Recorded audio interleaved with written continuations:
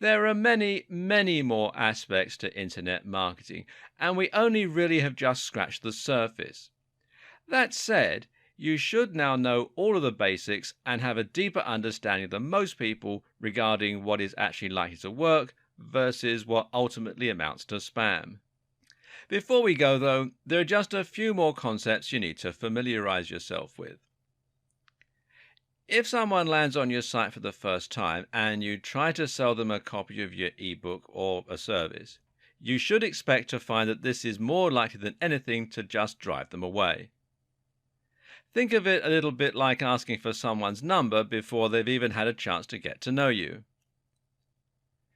Much more successful is to spend some time establishing trust and familiarity, but you do need to ensure that they come back in order to do that. And this is where a mailing list comes in.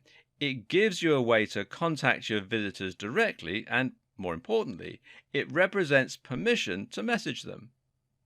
Your objective then is to ensure your members actually keep reading your mailing list rather than ignoring your messages. In order to do that, you need to ensure that you are, you guessed it, providing value. Emails can be lessons, they can be exclusive updates, or they can be full articles. Just make sure that they are providing value. In order to start collecting emails and sending them out, you'll need a tool called an autoresponder. This is what will enable you to create forms as well as letting you manage new subscribers, people who want to leave your list, etc. etc. Good examples of autoresponder services include Aweber, which you can find here at aweber.com, GetResponse, which is getresponse.co.uk in the UK and getresponse.com everywhere else, and MailChimp.com. Don't ignore this aspect of your marketing. Many gurus suggest that this is the most effective tool in your arsenal. Press releases are short documents you send out to big bloggers and websites.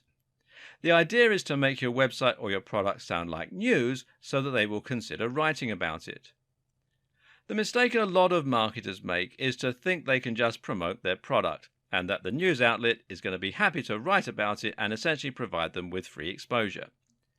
Now, this is not how it works. Like you, magazines and websites are predominantly interested in providing value to their readers, so they'll only tell you a story if it's genuinely interesting or exciting. So ask yourself, how can you make your brand something people will be interested in reading about? A publicity stunt is one answer. Doing something completely unique is another. Rather than targeting big blogs, though, why not consider targeting the smaller influencers?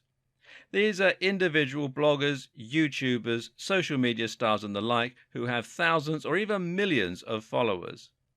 If you can convince them to give you a shout out, you can sponsor them to do this, give them something for free or exchange favors, then that can give you instant access to a gigantic audience and potentially transform your business overnight.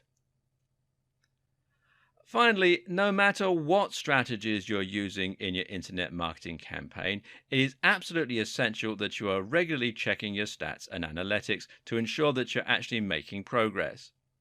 Look at how many visitors you're getting daily, look at which activities are bringing you the most customers, and use this information to hone and improve your campaign over time. There are several different tools that you can use to do all this, but by far the most popular and capable is Google Analytics. If you're serious about internet marketing, then the two of you need to get acquainted.